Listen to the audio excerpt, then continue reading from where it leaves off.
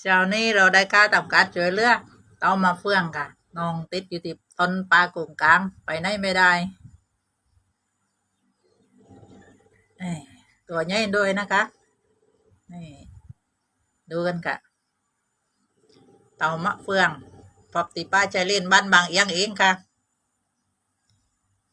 ช่วยเหลือเสร็จเราก็ปล่อยลงน้ำเรียบร้อยนะคะ